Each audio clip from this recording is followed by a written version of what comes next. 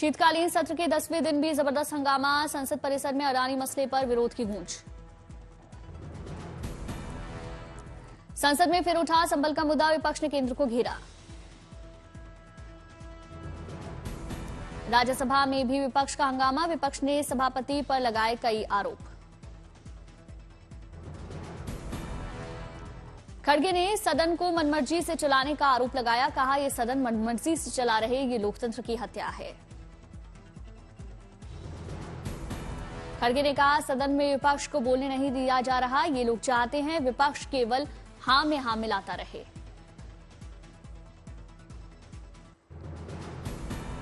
India गठबंधन को लेकर बोले किरण रिजिजू, कहा राहुल गांधी से गठबंधन नहीं संभल रहा, नेतृत्व की क्षमता नहीं।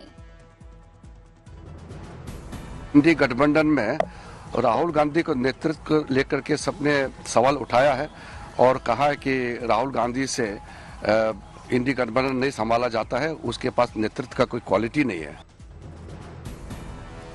इंडिया अलायंस नेतृत्व पर प्रियंका चतुर्वेदी बोली, ममता बनर्जी सभी को साथ लेकर चलती हैं, बीजेपी के खिलाफ ममता बनर्जी ने अच्छी लड़ाई लड़ी है, जो भी बेस्ट होगा वही तय होगा।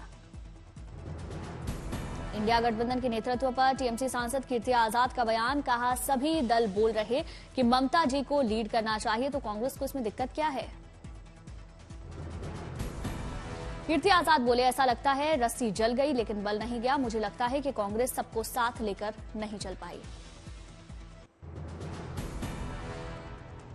प्रियंका चतुर्वेदी बोली, एंटी इंडिया तो बीजेपी वाले हैं, जो एंटी किसान एंटी गरीब हैं, बीजेपी को ये सब नहीं बोलना चाहिए।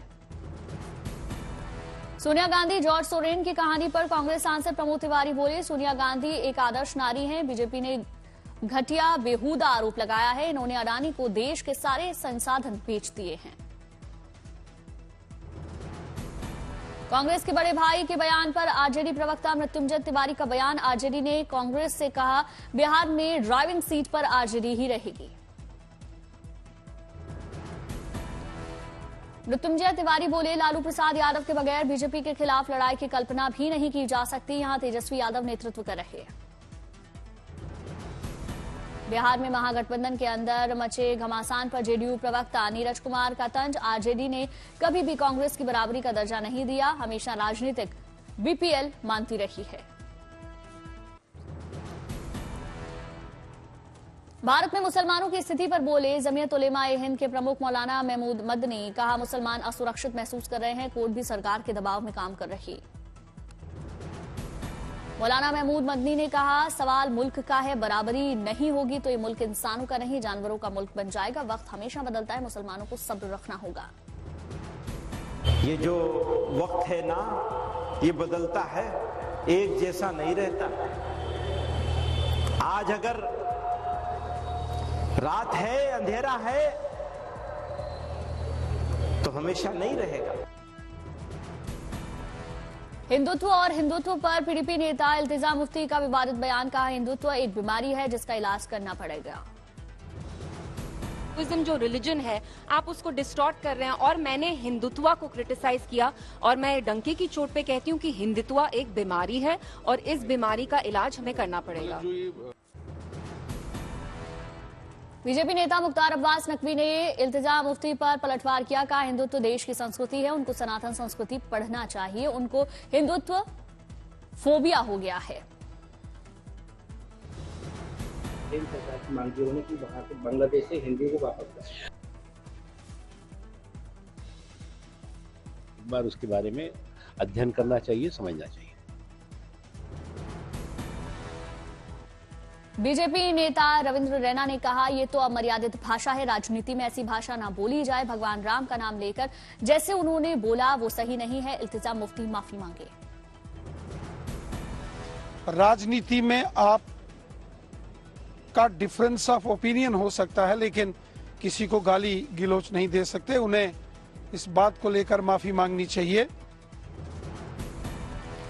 कांग्रेस नेता रशीद अलवी ने इल्तिजा मुफ्ती का समर्थन किया, कहा उन्होंने तो हिंदू धर्म की तारीफ की, वो उभरती हुई नेता हैं, हर धर्म का सम्मान करना चाहिए। राजस्थान के जयपुर पहुंचे प्रधानमंत्री Modi, rising Rajasthan global investment summit का शुभारंभ किया। रिप्लीट, रिस्पॉन्सिबल और रेडी की थीम पर rising Rajasthan global summit Jaipur exhibition and convention centre में 11 दिसंबर तक समिट चलेगा। राइजिंग राजस्थान ग्लोबल समिट में देखिए राजस्थान की संस्कृति, राजस्थान संस्कृति से जुड़े लगाए गए कई stall. Rising Rajasthan global summit के शुभारंभ के दौरान पीएम ने राजस्थान की तारीफ की। कहा, राजस्थान के लिए आज का दिन अहम, राजस्थान में कठिन लक्ष्य पाने की इच्छा शक्ति। राजस्थान की एक और विशेषता है, राजस्थान में सीखने का गुण है, अपना सामर्थ्य बढ़ाने का गुण है और इसलिए तो अब यहां रेतीले धोरों में भी पेड़ फलों से लद रहे हैं। पीएम मोदी ने कहा, भारत में हर क्षेत्र में तेजी से विकास जारी है, भारत की निर्यात क्षमता दोगुनी हुई है। पीएम मोदी ने भारत को दुनिया की 5वीं बड़ी अर्थव्यवस्था बताया। कहा, भारत दुनिया की 5वीं बड़ी अर्थव्यवस्था, भारत का मूल चरित्र मानव कल्याण। पीएम मोदी ने कहा, भारत को हुनरमंद बनाने पर कई बड़े फैसले हुए, इंफ्रास्ट्रक्चर के क्षेत्र में तेजी से काम जारी है। पीएम मोदी ने जम्मू कश्मीर वोटिंग का भी जिक्र किया। कहा, देश में शांतिपूर्ण वोटिंग जारी है, स्थिर सरकार के लिए वोटिंग जारी। समिट में जल सुरक्षा, खनन, वित्त, पर्यटन, खेती, कारोबार में इनोवेशन, महिलाओं के नेतृत्व वाले स्टार्टअप समेत 12 सेशंस का आयोजन। 16 साझेदार देशों समेत कुल 32 देश, 20 अंतर्राष्ट्रीय संगठन शामिल। जयपुर दौरे के बाद दोपहर करीब 2 बजे हरियाणा के पानीपत पर पहुंचेंगे प्रधानमंत्री। पानीपत में एलआईसी की बीमा सखी योजना का शुभारंभ करेंगे प्रधानमंत्री।